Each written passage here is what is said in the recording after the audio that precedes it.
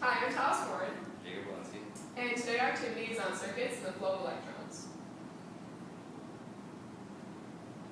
first thing we're going to talk about is what is electricity.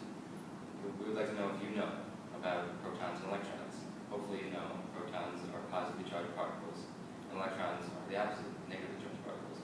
And electricity is the flow of electrons, or movement from one point to another. Can you think of anything in your house that would have something like this? And hopefully it's not with a TV or something like that. And it's in essence, it's a circuit. You plug in your TV to an outlet, and it powers your circuit acting as the battery, and then providing current to the LEDs to show a picture, and as you watch TV. A circuit is comprised of a battery, power source, wire, usually copper, anything that is also conductive, which we'll talk about later, and the conductive object is like a light that accepts the flow of electrons and provide light to power anything you're trying to do. Okay.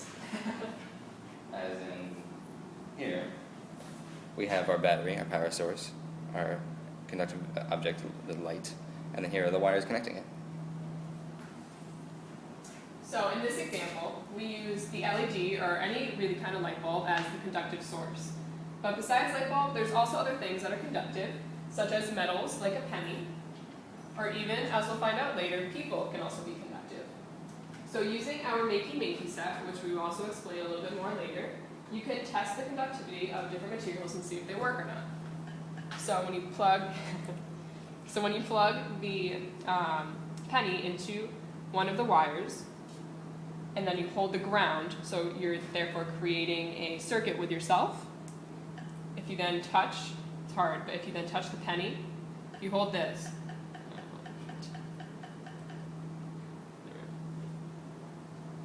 And then touch the penny, it will create a noise. It can be very finicky, so you have to be careful.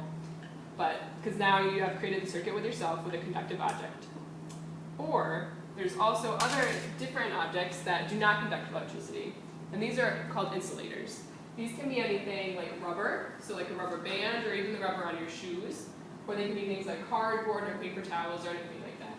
So you can do the same test and connect the material to the circuit. So like here we have a rubber band, and then if you hold the ground and create the circuit with yourself, and then touch the object, no noise will be made, as you can see here. So this would be an example of an insulator. And now today we're going to use this Makey to use a language with the computer and to create a circuit. And doing that, we'll be able to play whatever really game you want, and there's many different kinds that you can do, but today we will be playing the drums. So, using our setup here,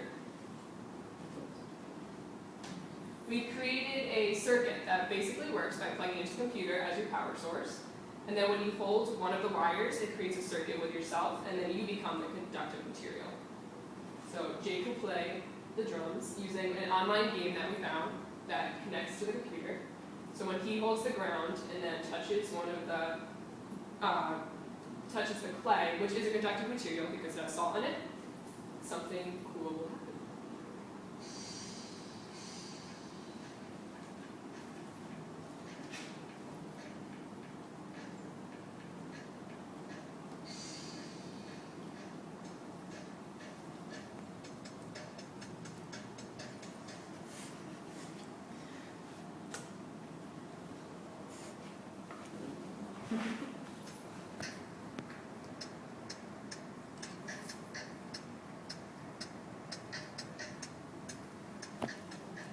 Any questions?